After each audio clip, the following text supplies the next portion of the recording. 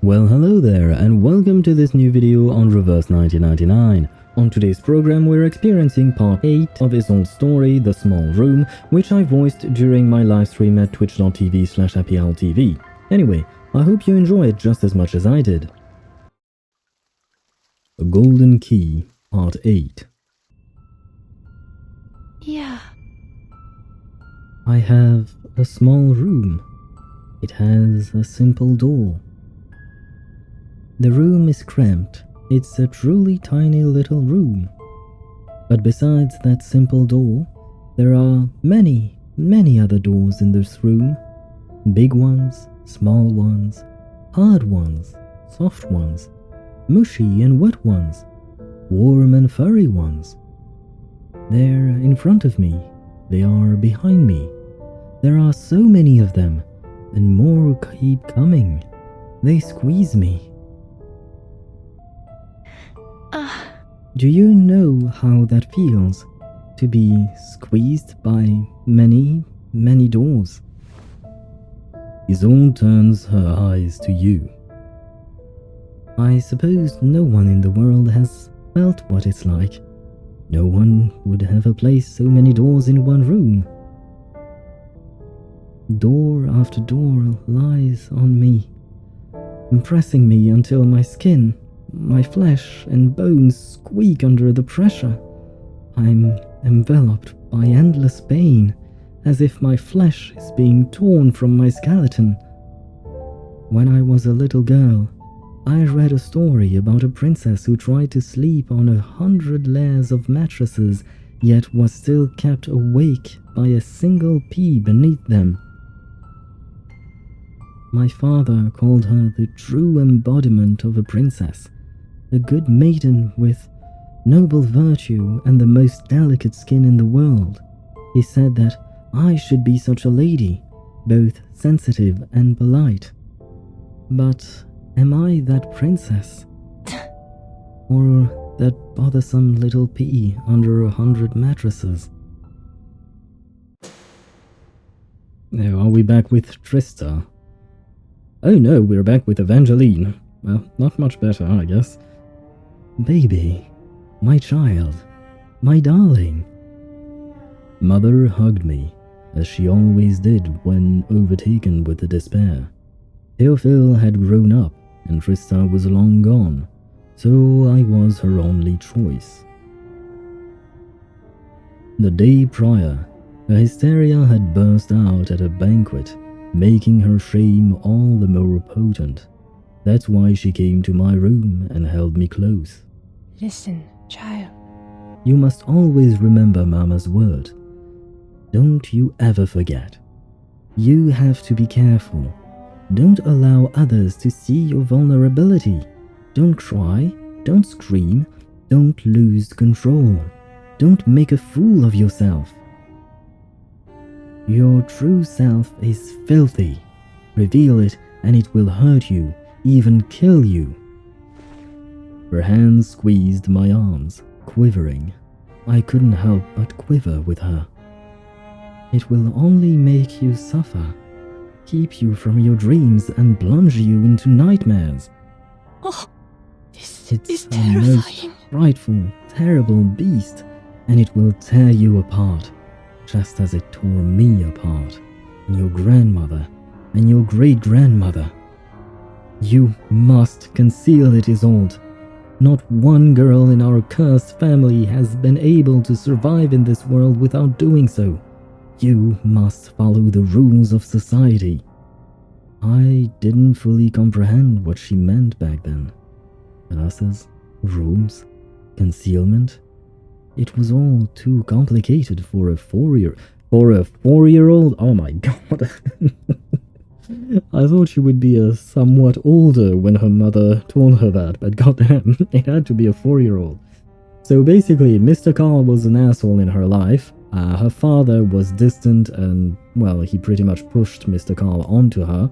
Her mother was, well, pretty much clinically insane. Her dead sister was haunting her, and her brother pretty much left her to do art and bang chicks, I guess. I think he was banging his models, maybe. So yeah, okay. And then she met Heinrich, who pushed her into the arms of Manus Vindicte. Wow, that girl is the luckiest girl in the world. It's kind of insane. So I asked her what it meant, what I should do. There was a long silence before Mother spoke, so long that I almost fell asleep in her arms. In my semi-dreamlike state, I heard my mother's voice. It was soft and distant, as if floating down from a cloud. That's right. You must learn to play a role in life, my little Isolde. She brushed my hair with her fingers, her face twisted in agony. She had been dancing in this pair of hot iron shoes for over 20 years, and in this moment, she presented them to me. Of course.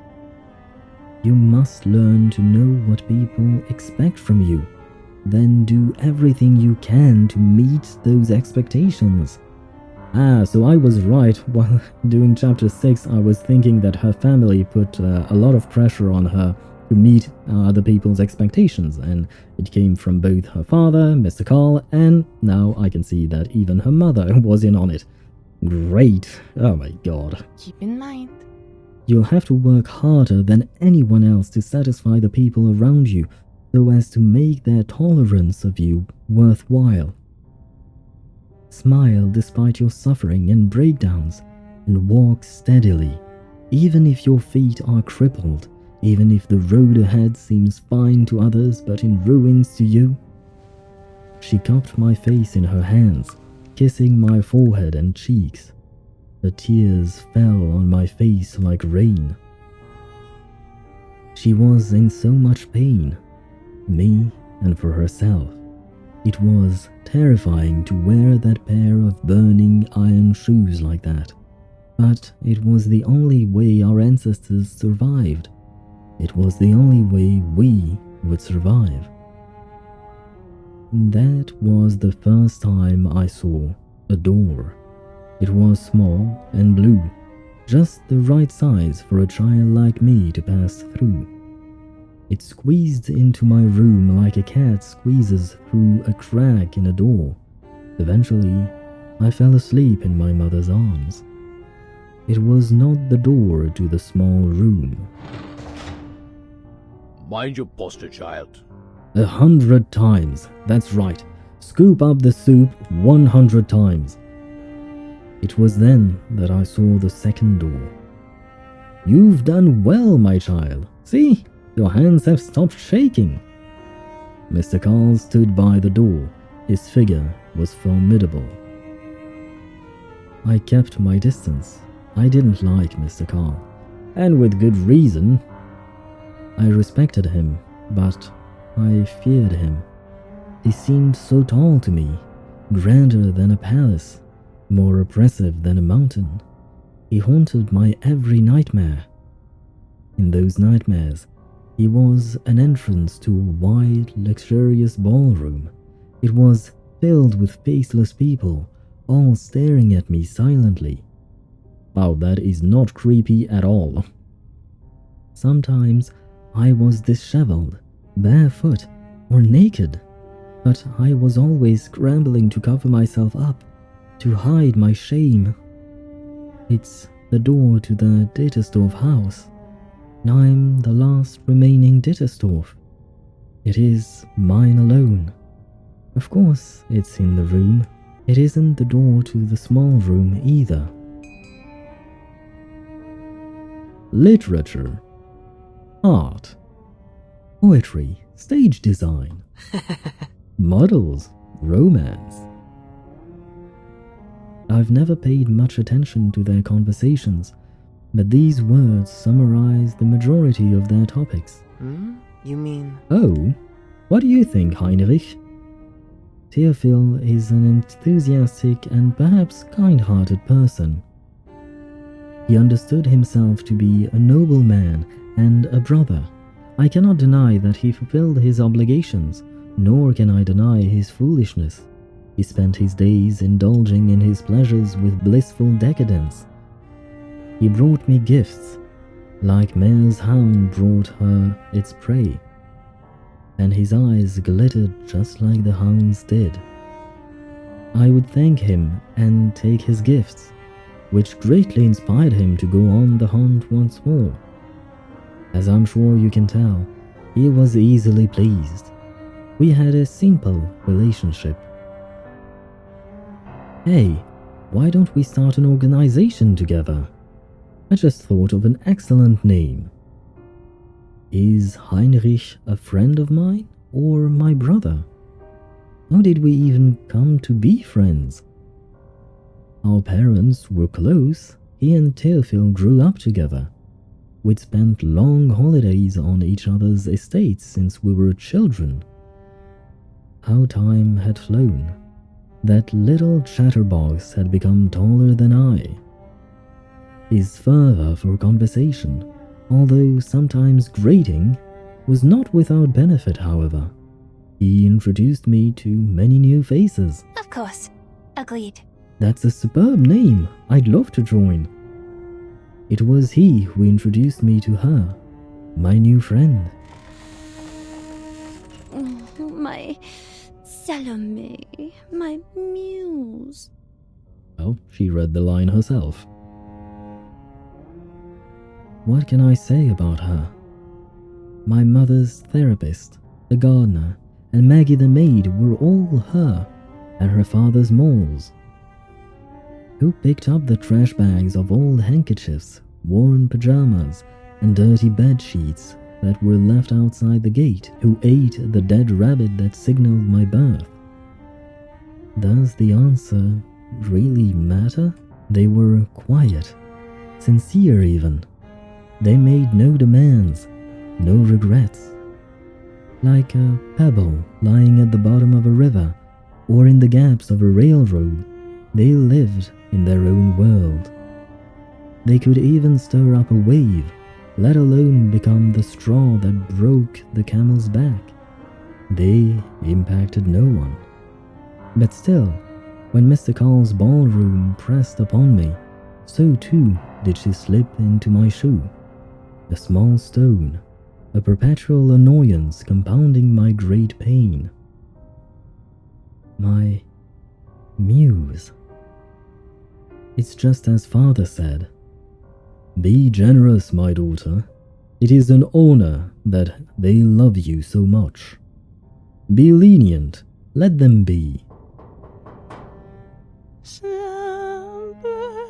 Sleep, my darling, safe and sound.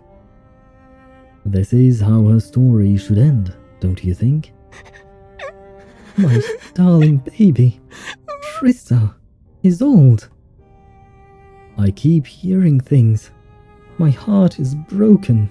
My joints are screaming. No, not my joints. My spleen. It feels as though it's ruptured, and there are a million voices shouting in my head. What should I do? What should I do? You need to help me. No, who can help me? She was in so much distress, so much pain. My mother, my Evangeline. She could no longer hold her baby. She could no longer live in the illusion of a forever young Apfelstrudel and bloom.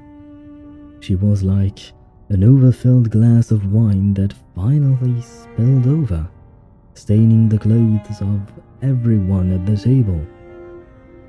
This is salvation, my dear. Dear, the world is filthy. Just breathing is torturous. When she dreamed about Trista, when she saw that sweet smile again, when she relived her death, Mother found the exit of her life. The door to freedom opened before her, and she was far too kind to leave behind her husband and maids. Well, that's certainly one point of view, I guess. Evangeline followed Trista. Theophil followed Evangeline, one in water, one in fire. They ended their lives. Not only had the curse taken Evangeline, but also the two remaining men of the Dittersdorf family. The curse that had once only plagued my mother's family had truly taken over all the Dittersdorf. People started looking at me with pitiful and prying eyes.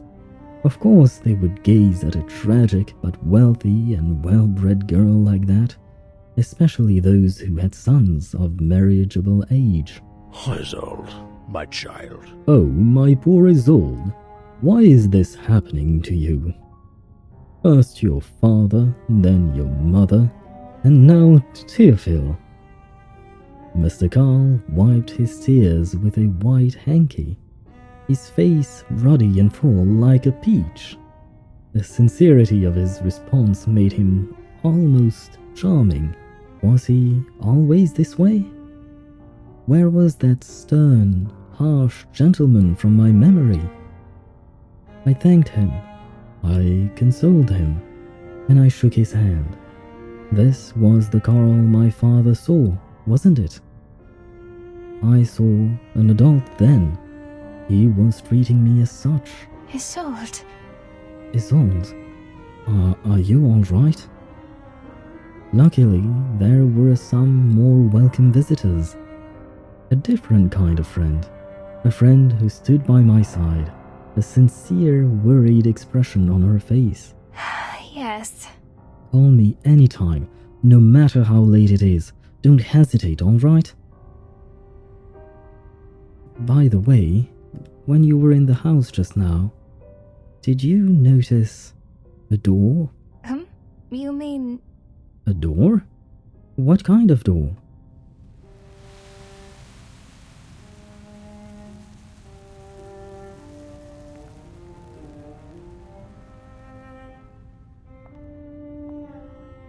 It's a door. One of the most common types. No one would notice it when placed in such a big and magnificent mansion. Oh, now she's not reading again. My bad. I was expecting her to read the line, but I guess I have to do it. It appeared on the evening of my 13th birthday. I vomited on my bed that night. I couldn't digest all that cake and roast chicken. My stomach hurt.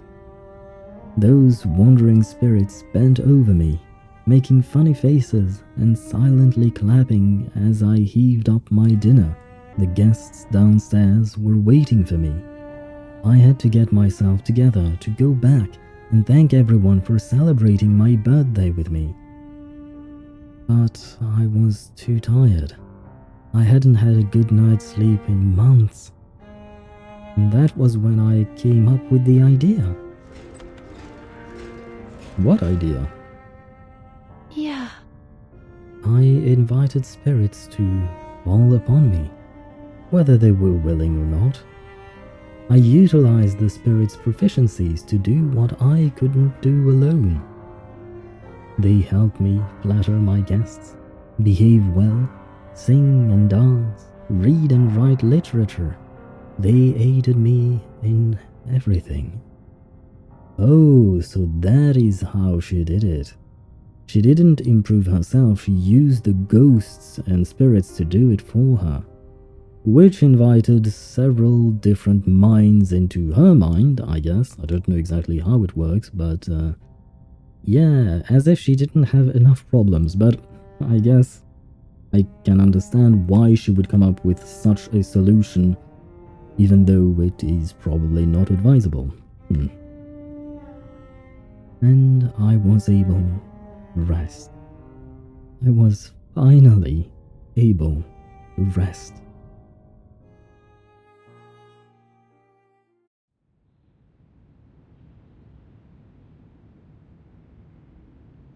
Theophil's funeral is over. More than half of the servants have been let go. Miss Dittersdorf says she needs some time alone and refuses to receive any visitors. Isolde crosses the living room, walking straight to the sideboard. Maggie isn't home, so there is no one to take care of Bloom, Apfelstrudel, and the Nightingale and Swan. She opens the drawer and takes out a metal box of arsenic powder. Oh boy. It has been the most deadly poison since the time of ancient Rome until today. They are my responsibility now. Here, apple strudel, Bloom. Have some. Oh boy, she's going to kill the pets. Okay. Okay. She carries the box over to the tea table by the window and places the box on it. Be graceful, be self-restrained, and be kind to others. She tilts the teapot and watches the tea flow into the cup. Be compassionate, especially towards the less privileged. It's alright. There is nothing to be afraid of. You have the right to leave this ruined world. We must be an example for our people. Oh dear, you're twitching.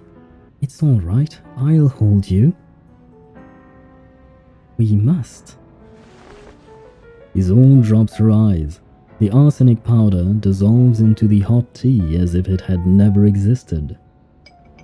She raises the teacup and slightly lowers her head. We must be virtuous and dignified, as befits our status, Theophil. In the teacup, her charred brother gazes at her sorrowfully.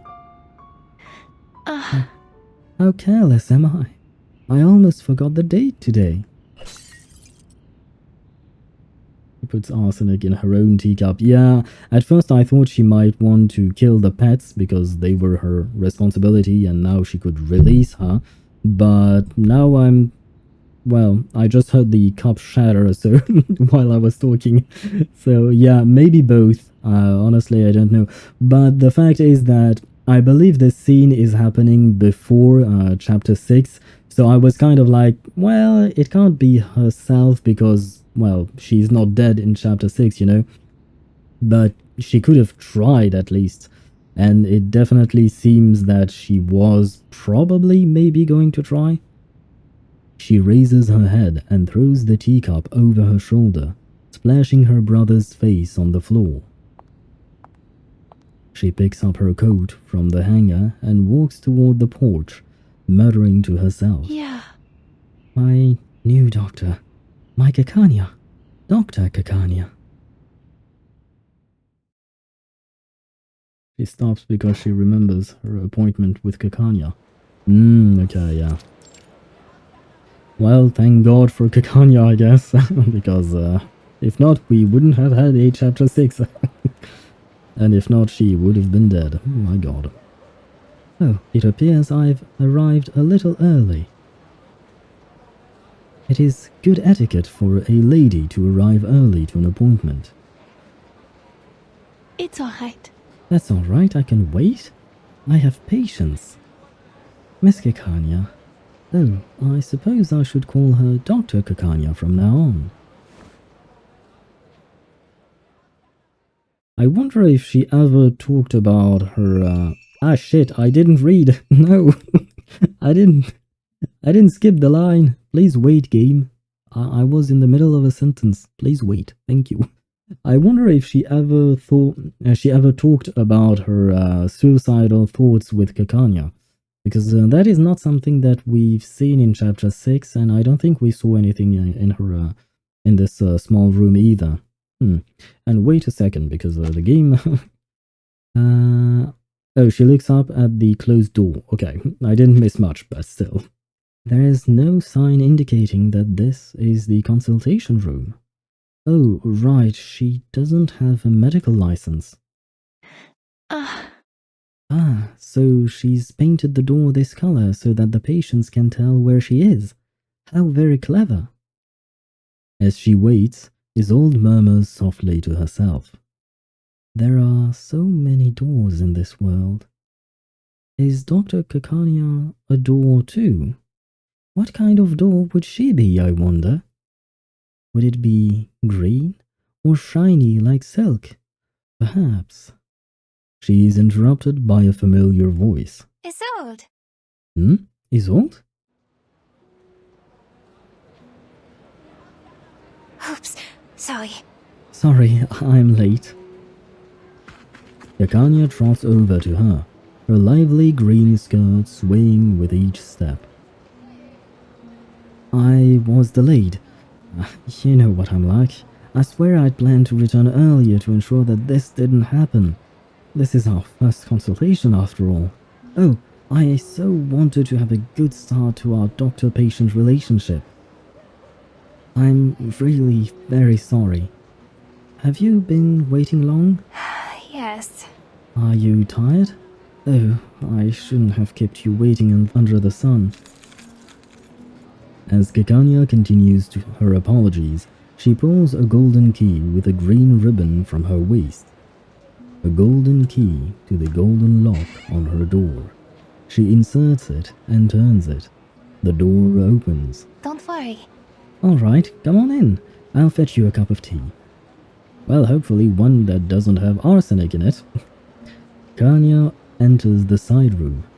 Isolde can see her cheerful green dress reflected in the corner of the mirror as she busies herself with the tea. I'm looking forward to it. Well, thank God we had a Kakanya. There she is, reflected in the Vingler's mirror, the daughter of a mirror seller. Ah, Dr. Kakanya. She's not a door. I was wrong. Very wrong. She is a key. The key that will finally unlock my door. Oh, and this is the end. Okay. Thank you for watching. Leave your thoughts in the comments down below. If you like this video, don't forget to press the like button ever so gently and subscribe for more. Speaking of more, here's another video of mine that I hope you'll enjoy. Anyway, I am Happy Owl and I'll see you in the next video.